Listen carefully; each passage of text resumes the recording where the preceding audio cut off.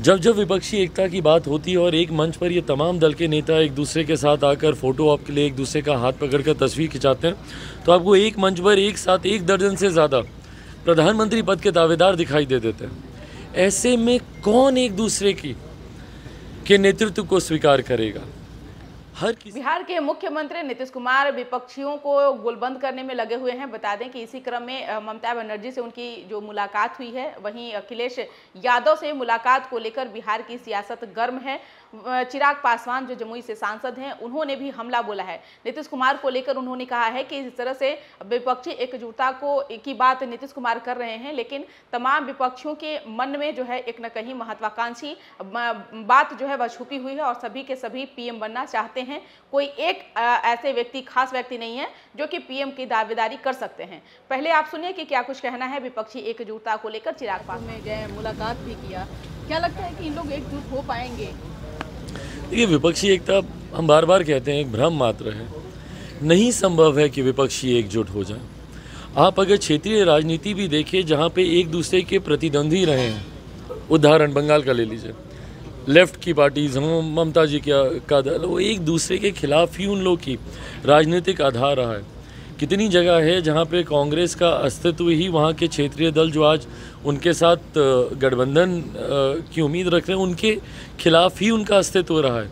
ऐसे में कैसे संभव है? एक चीज़। दूसरी चीज़, जब जब विपक्षी एकता की बात होती है और एक मंच पर ये तमाम दल के नेता एक दूसरे के साथ आकर फोटो ऑप के लिए एक दूसरे का हाथ पकड़कर तस्वीर खिंचाते हैं, तो आपको एक मंच पर एक साथ 1 दर्जन से ज़्यादा प्रधानमंत्री पद के दावेदार दिखाई दे देते हैं। ऐसे में कौन एक दूसरे के नेतृत्व को स्वीकार करेगा? हर किसी की महत्वाकांक्षा है कि वो प्रधानमंत्री का दावेदार हो।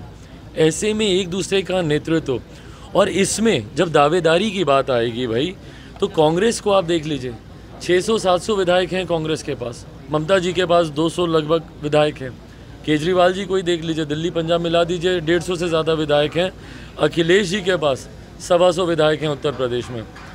तो इतने विधायकों को छोड़कर कोई 40 विधायक वाले को अपना नेता मानेगा क्या? तो ऐसे में मुख्यमंत्री नीतीश कुमार जी तो ना 3 में है ना 13 में है। भारत भ्रमण का उनको शौक चढ़ा है, जो कभी बिहार भ्रमण पे नहीं निकले, जिनको बिहार में जाना वो ज़रूरी नहीं समझते। आए दिन जिस प्रदेश में हत्याएं हो रही हों, अपहरण हो रहा हो, किसी एक पीड़ित परिवार से जो मिलना ज़रूरी नहीं समझे।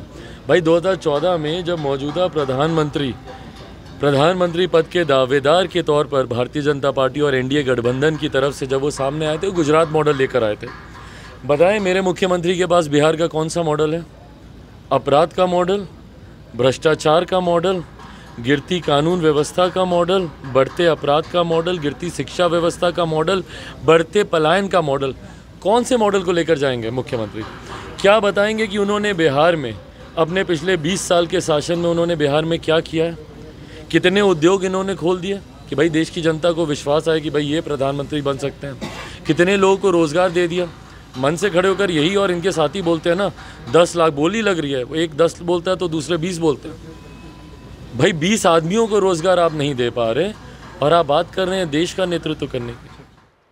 तो सुना आपने कि क्या कुछ कहा। बता दें कि इन दिनों विपक्षी एकजुटता को लेकर नीतीश कुमार जिस तरह से मुहिम में लगे हुए हैं, तो कहीं ना कहीं बीजेपी लगातार कटाक्ष तो कर ही रहा है। अब साथ ही साथ लोजपा रामविलास सुप्रीमो चिराग पासवान भी पीछे नहीं हटे। उन्होंने तीखा प्रहार किया। उन्होंने कहा कि बिहार में जिस तरह से अपराध, बेरोजगारी, भ्रष्टाचार बढ़ता जा रहा है, लोग पलायन कर रहे हैं, नीतीश कुमार के इन सब चीजों पर ध्यान नहीं है, बल्कि विपक्षी की एकजुटता की बात कर रहे हैं। हालांकि ये लोग जो है कभी एकजुट नहीं हो पाएंगे, लेकिन देखने वाली विषय होगी कि नीतीश कुमार ने जो 2 सपना लेकर के आगे बढ़े हैं, एक तो है विपक्षी एकजुटता और दूसरा पीएम सपना, कौन पूरा होता है। इसकर बस इतना ही। बने रहिए न्यूज़ नेशन के साथ। तब तक हमारे चैनल को सब्सक्राइब नहीं किए हैं तो कर लीजिए। धन्यवाद।